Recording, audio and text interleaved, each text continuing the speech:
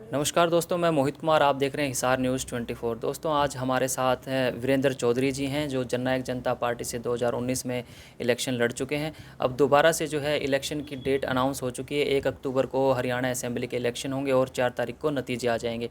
तो उसी सिलसिले में बातचीत करते हैं, चौधरी साहब से पूछते हैं कि इनका अब क्या विज़न है, क्या इन्होंने तैयारियाँ कितनी तैयारियाँ कर ली हैं और किस प्रकार से देखते हैं ये जो इलेक्शन है अपनी पार्टी का या अदर पार्टी का भी, सारी डिटेल इनसे लेंगे। नमस्कार सर।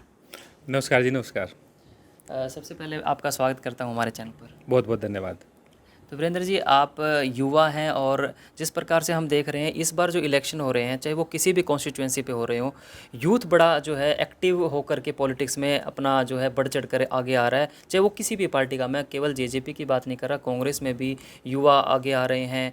तो क्या आपको लग रहा है इस बार जो है हरियाणा प्रदेश की जनता क्या युवाओं को जो है असेंबली में देखना चाहती है? और आपकी स्पेशल अगर पार्टी की बात करूँ, जननायक जनता पार्टी के तो जो डेप्यूटी सीएम थे वो खुद यूथ हैं। 30 से 35 की उम्र के जो हैं वो दुष्यंत चौटाला जी, उनके भाई, पूरी तरह से जो है ना यूथ की पार्टी आपकी है। तो आप आपकी पार्टी का आप किस प्रकार से देखते हैं, और जो अभी इलेक्शन बिल्कुल ही नज़दीक हैं तो आपकी कितनी तैयारियां हैं वो दर्शक जानना चाहते हैं। बिल्कुल आपने ठीक कहा। हमारे हिंदुस्तान के अंदर या हमारे हरियाणा प्रदेश के अंदर युवा जो हैं एक सकारात्मक सोच से हर फील्ड में आगे बढ़ रहे हैं। आप ओलंपिक की बातचीत करें, वहाँ भी वो अपनी मजबूत उपस्थिति दर्ज करवा रहे हैं, हालांकि अभी काम करने की आवश्यकता काफ़ी है।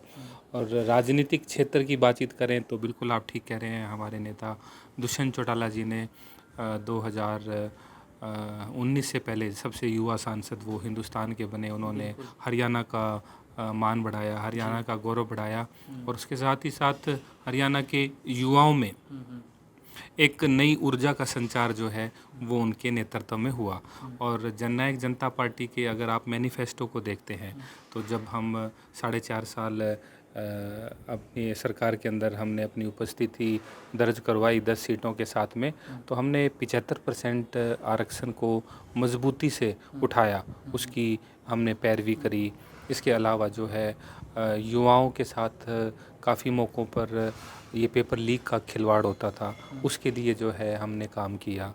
इसके अलावा उनके जो एग्जामिनेशन सेंटर थे वो दूर आया करते थे, दुष्यंत जी ने, जननायक जनता पार्टी ने पैरवी करी, उनमें सुधार करने की कोशिशें करी। तो पिछले कुछ समय से जननायक जनता पार्टी जो है बड़ा सीरियसली इन चीज़ों के ऊपर काम करके उन्होंने दिखाया है। और हमारे राष्ट्रीय अध्यक्ष डॉक्टर अजय सिंह चौटाला जी ने एक हमारी स्टूडेंट विंग बनाई है, INSO, Indian national student organisation. उसके अंदर भी हम उनकी यूनिवर्सिटीज़ लेवल के ऊपर आवाज़ उठा रहे हैं। उनके स्टूडेंट इलेक्शन है उनके बारे में हम आवाज़ उठा रहे हैं। उनको किस तरीके से आफ्टर एजुकेशन एम्प्लॉयबिलिटी मिले उसके ऊपर जो है हम काम कर रहे हैं। काफ़ी इंडस्ट्रीज़ पिछले 4-4.5 साल में दुष्यंत जी लेके आए हैं। इसमें कोई दो राय नहीं है, जब वो डेप्यूटी सीएम थे तो बहुत एक्टिवली जो है पार्टिसिपेशन उनका था अलायंस के अंदर। लेकिन जब ये अलायंस टूटा, वो उन चीज़ों पर मैं नहीं जाऊंगा वो क्यों टूटा। तो अब जो है, अब मौजूदा समय में बात करूं तो भाजपा और कांग्रेस पूरी तरह से जो है फ्रंट फुट पर खेलती हुई नज़र आती हैं। क्या जजपा अब कब तैयारियां शुरू करेगी, क्योंकि कहीं दौरे भी नज़र नहीं आ रहे हैं। जजपा ने अभी किसी तरह की कोई स्टेटमेंट भी नहीं दी है अपने पार्टी लेवल पर हाईकमान की तरफ से। तो अब कब जो है आप लोग सब लोग मिल करके जो है जजपा के कैंडिडेट्स वगैरह को डिक्लेयर करने की कब जो है अब समय आएगा? देखिएगा, कांग्रेस और भारतीय जनता पार्टी वो सिर्फ नज़र आ रही हैं, वो धरातल के ऊपर काम नहीं कर रही हैं। दुष्यंत जी और डॉक्टर अजय सिंह चौटाला जी ने 22 के 22 जिलों के अंदर दौरे किए हैं। हल्का सत्र के कार्यक्रम जो है वो स्टार्ट हो चुके हैं। और हरियाणा में सबसे पहले हमारे राष्ट्रीय अध्यक्ष ने टिकटों का वितरण भी स्टार्ट कर दिया है। डबवाली से दिग्विजय सिंह चौटाला चुनाव लड़ेंगे, जुलाना से डांडा साहब लड़ेंगे, दादरी से फोगाट साहब लड़ेंगे, राजदीप फोगाट जी, दुष्यंत जी उचाना से लड़ेंगे। और अभी हमारी दूसरी लिस्ट काफ़ी जल्दी आ जाएगी। तो हम काम करने में विश्वास रखते हैं। बिल्कुल। नलवा कॉन्स्टिट्यूंसी पर आप तीसरे नंबर पर आए थे 2019 में, जब आपको टिकट मिली थी जजपा से।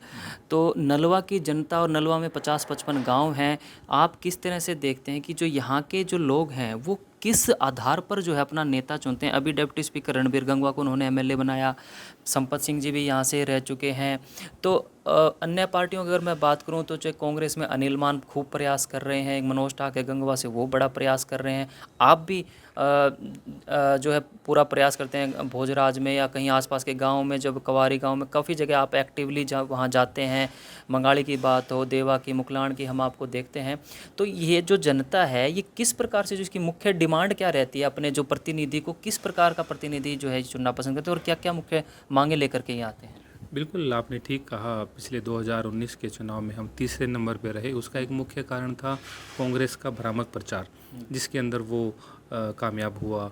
कांग्रेस का उस वक्त का कैंडिडेट, उसने दुष्प्रचार किया, भोले वाली जनता को जो है उसने चक्कर में डालने का काम किया, जिसके अंदर उसको कामयाबी मिली। ऐसा ही 2009 में जब से ये हल्का बना है, यहाँ पर जो भी कोई एमएलए बना वो ज़मीनों का सौदागर निकला। उनके बच्चे 2.5 करोड़ रुपए CLU लेके भूपेंद्र हुड्डा से काम करवाया करते थे। इस तरह की चीज़ों में उनका ध्यान रहा है। उनका विकास के ऊपर ध्यान नहीं है, उनका एनवायरनमेंट पे ध्यान नहीं है, उनका स्पोर्ट्स पे ध्यान नहीं है, उनका बेसहारा पशुओं की तरफ ध्यान नहीं है, और काफ़ी समस्याएं हैं, उनकी तरफ कोई ध्यान नहीं है। तो हम पिछले 5 साल के अंदर जितना अच्छा से अच्छा बन पाया है सीमित क्षमता के अंदर, हालांकि जिम्मेवारी जो थी वो बीजेपी के विधायक की थी, परंतु वो कई फ्रंट के ऊपर बिल्कुल फेल हो गया। उसका ध्यान भी जो है नलवा हल्के के ऊपर नहीं था। वही मैं एक चीज़ और आपको पहले तो मैं आपने ऑफिस खोला उसके लिए बधाई, लेकिन जहां आपने आज़ाद नगर में ऑफिस खोला है, मैं ये चीज़ें नोटिस भी करता हूं बीइंग ए जर्नलिस्ट। वहां की सड़कें बारिश में बिल्कुल अब टूट चुकी हैं, बड़े बड़े खड्डे वहां पर नज़र आते हैं। और जब MP के इलेक्शन अभी हुए थे लोकसभा के, तब उन लाइटों को ठीक करवाया गया, इस नहर से लेके पूरे आगे गंगवा गांव तक। उससे पहले तो जितनी स्ट्रीट लाइट थी वो भी बंद पड़ी थी 4.5 साल तक। तो ये क्या किस प्रकार का जो माइंड सेट होता है पॉलिटिशियन का कि भाई जब इलेक्शन नज़दीक आए तभी हम वहाँ पर जो है ठीक करवाएंगे स्ट्रीट लाइट, और रोड की तरफ तो उनका वैसे ही ध्यान नहीं है। अब जब इलेक्शन नज़दीक है तो गंगवा गाँव के रोड भी बन रहे हैं, हम देख रहे हैं आसपास के रोड बन रहे हैं। तो क्या आपको लगता है कि इस प्रकार से जनता समझदार हो चुकी है, या अभी भी उसको समझना बाकी है कि ये जो इलेक्शनों के नज़दीक तो काम होते हैं, पूरे 4-5 साल 4.5 साल कोई काम ही नहीं होते? देखिए, काम करने के लिए एक आपका विजन होना चाहिए और आपके अंदर एक लगन होना चाहिए। इन विधायकों का इस तरफ कतई ध्यान नहीं है। इनका ध्यान ज़मीनों की सौदागरी के ऊपर और ऐसी एक्टिविटी जिनसे इनका कमीशन बने, उस चीज़ पर इनका ध्यान रहता है। आपने ठीक कहा, जो चीज़ें पहले साल में करवाई जा सकती थी वो पहले साल में एमएलए ने क्यों नहीं करवाई? दूसरे साल में भी करवा सकते थे, तीसरे साल में भी करवा सकते थे। तो अब जो है कई चीज़ें आनन फानन में करवा रहे हैं, उससे क्वालिटी, गुणवत्ता के ऊपर भी समझौता करना पड़ता है, और जल्दबाजी में किया हुआ काम कभी भी अच्छा नहीं होगा। चाहे हम घर घरेलू के काम देख लें या हम बाहर समाज के काम देख लें, तो इन लोगों की कोई सोच नहीं है किस तरीके से नलवा हल्के को आगे लेके जाना है। तो अब की बारी जनता इनको पूरी तरीके से नकार चुकी है, चाहे वो कोई कांग्रेस का कैंडिडेट हो, चाहे वो जो भारतीय जनता पार्टी का हो। 2009 से एक बारी कांग्रेस का विधायक बना और एक बारी ये रणबीर गंगवा जी बने हैं। जनता ने इनको सिरे से नकार दिया है, और यहाँ पर बदलाव और एक नएपन की आवश्यकता जनता महसूस कर रही है, और उस कड़ी के ऊपर हम लोग खरा उतरते हैं।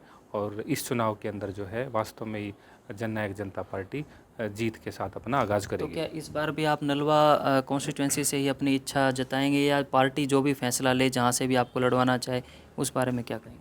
हमारी पार्टी काडर बेस पार्टी है। इसके अंदर जो है हमारा शीर्ष आला कमान बैठ के सभी पहलुओं के ऊपर विचार करता है, और उसके बाद में जो भी जिम्मेवारी लगाई जाती है उसके ऊपर हम काम करते हैं। जननायक जनता पार्टी के अंदर कैंडिडेट चुनाव नहीं लड़ता, बल्कि पार्टी चुनाव लड़ती है, और उसी कसौटी के ऊपर हम भी जो है खरा उतरने का काम करेंगे और पार्टी को यहाँ से हम जिताएंगे। जी वीरेंद्र जी, जब इलेक्शन नज़दीक आते हैं तो ये भी देखा जाता है, जैसे अब हम देख रहे हैं कि दल बहुत बदल रहे हैं। जो पुराने नेता हैं, जैसे आपकी ही की पार्टी के एक कद्दावर नेता थे और उनको राज्य मंत्री बनाया गया, अनूप धानक जी ने जो है पार्टी को जो इस्तीफ़ा दे दिया। उसके बाद ईश्वर सिंह जो है, रामकरण काला है, और देवेंद्र बबली जी जो मंत्री बनाए गए उन्होंने भी। तो ये जो बदल रहे हैं पार्टियाँ, तो इससे कितना प्रभाव पड़ेगा पार्टी के जो पूरे मैनिफेस्टो पे, या पार्टी की जो मजबूती पे कितना प्रभाव पड़ेगा? क्या दुष्यंत जी इन चीज़ों को लेकर के गंभीर होते हैं, या कोई कमज़ोर फील करते हैं, कैसा महसूस करते हैं? देखिए, जननायक जनता पार्टी चौधरी देवीलाल के विचारधारा की पार्टी है, विश्व रत्न बाबा भीमराव अंबेडकर की विचारधारा की पार्टी है। तो हमारी पार्टी की एक आइडियोलॉजी है, हम एक आइडियोलॉजी के ऊपर फंक्शन करते हैं, काम करते हैं। लोकराज लोकलाज से चलता है, इस तरीके के सिद्धांतों के ऊपर हम कार्य करते हैं। और हमारी पार्टी जो है कार्डर बेस पार्टी है, इसके अंदर कार्यकर्ताओं को प्राथमिकता दी जाती है, न कि नेताओं को। एक प्रजातंत्र के अंदर, लोकतंत्र के अंदर, डेमोक्रेसी के अंदर यस आपको MP MLA बनाने पड़ते हैं, चुनाव लड़ने पड़ते हैं। कोई जाए उससे मायूसी तो कई बार महसूस होती है, परंतु जो आइडियोलॉजी है वो कभी अफेक्टेड नहीं रहती और हम अगले दिन फिर उसी उत्साह और उसी जोश के साथ काम करना स्टार्ट कर देते हैं। तो आपको अब क्या लगता है जो इलेक्शन होंगे और आपकी पार्टी भी जो फाइट करेगी, INLD भी है उन्होंने BSP के साथ अलाइंस कर लिया, BJP जो है वो उनका तो गठबंधन पुराना है NDA के साथ, और कांग्रेस ने लोकसभा में जो है पूरा इंडिया गठबंधन बना लिया था। तो इन सब अलाइंसों के साथ और आपकी अकेली पार्टी जजपा कितनी मजबूती के साथ, और क्या 90 के 90 हलकों पर जो है पार्टी लड़ेगी?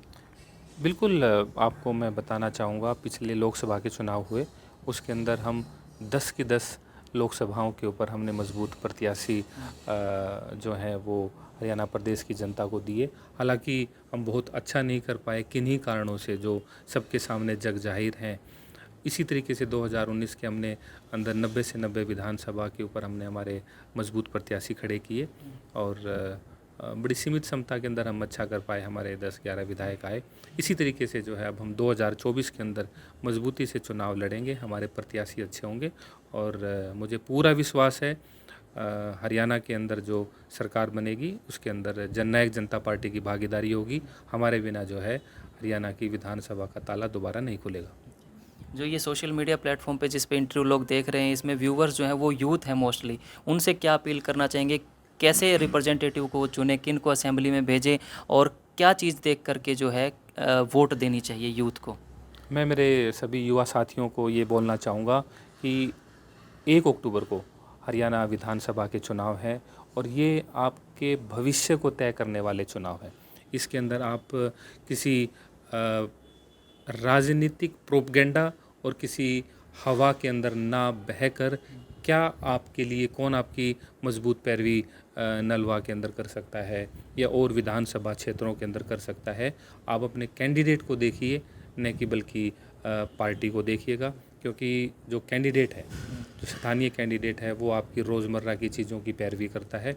तो आप अपने अच्छे कैंडिडेट को पहचानना स्टार्ट करें, तब जाके हम एक मैच्योर डेमोक्रेसी की तरफ, जैसे जो वेस्टर्न कंट्रीज़ में डेवलप्ड इकोनॉमी है, उस तरीके की चीज़ें हम हिंदुस्तान में ला सकें, हरियाणा में ला सकें।